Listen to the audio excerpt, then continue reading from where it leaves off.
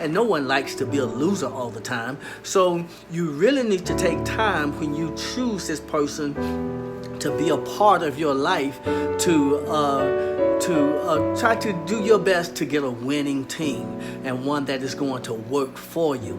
So I'm going to share with you some things that I have learned. And the last video that I told you, that I shared with you, it was concerning how some of the things, or one thing at least, that you need to consider when you're picking that partner and to spend the rest of your life with. Because I believe that marriage, according to the scriptures, now I'm not saying that that has to be your ruling, because there are people who are not,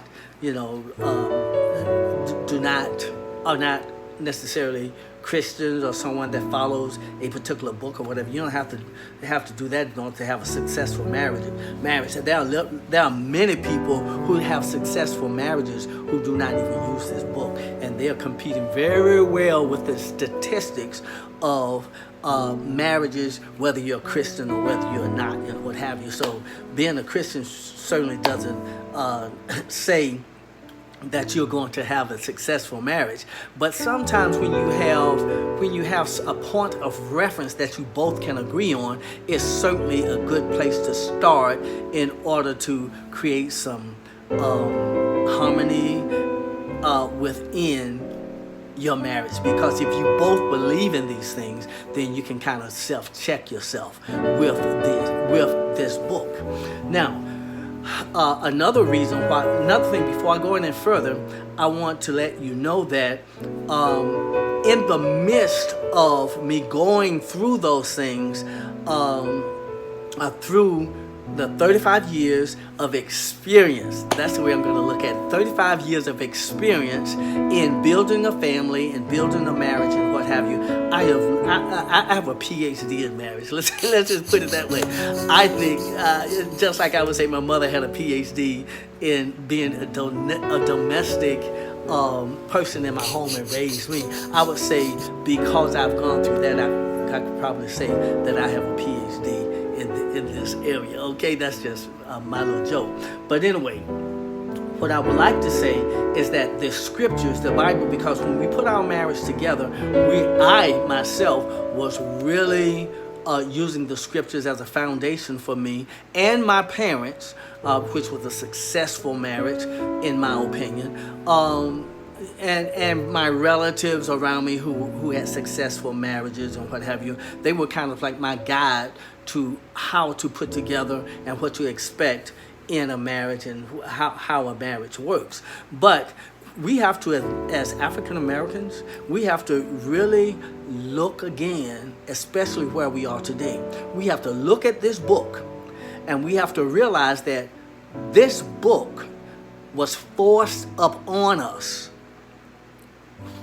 once we were brought here, stolen and brought here and put into slavery. And then this book was forced upon us, or we couldn't read, so the only thing we could get to read was that. And that Bible most certainly would make us docile and make us more palatable for our oppressors to keep us in captivity. So we have to be careful about that. But when my marriage dissolved, which I believe now is God ordained, I believe that it is God ordained because of all the things that I had to learn when this happened. Because it was like, God, what are you doing? When this happened, and it was an explosion. It was almost like a perfect storm, the way these things happened. And all I could do was just stand there and back and look at what was happening.